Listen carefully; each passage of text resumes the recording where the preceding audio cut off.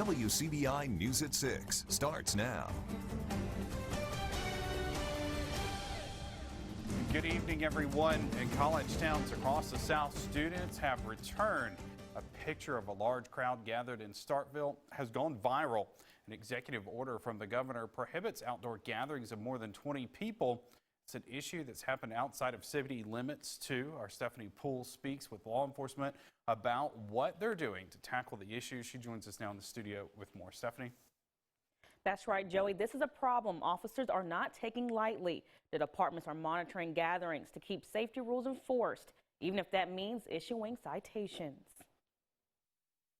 This is just one post of an image gone viral of Starkville's Cotton District. It's similar to this picture in Tuscaloosa just the other day.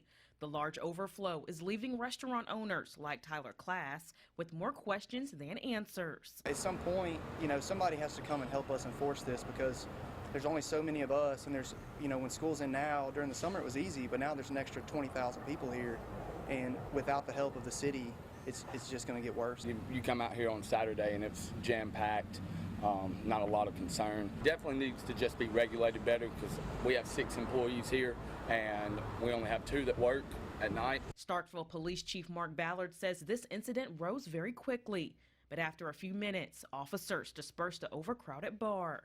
That was one business of several that chose to violate or not enforce the mask enforcement.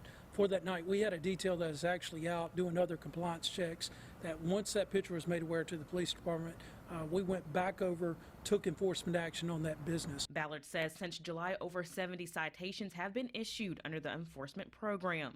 We can't enforce our way out of this, and what I mean by that, it has to be an individual responsibility. It's got to be inherently taken up by the business owners, by the business managers, and if you want a service and the businesses are holding the line there, that's where we're going to get the best compliance possible. Oktibbeha County Sheriff Steve Gladney says deputies had reports of gatherings outside city limits too. When we get a call and then we get there and there's 200 or 300 people there, it's hard because with a small number of deputies, but we were able to handle it over the weekend, and we broke up a lot of those large parties. Gladney and Ballard are urging citizens to remember public health regulations. Wear the mask, be smart, because we certainly don't want this thing to start going back up to large numbers.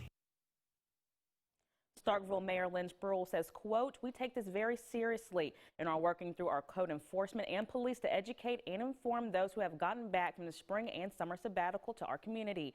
I expect it will be an ongoing process that will take continued efforts to address," end quote.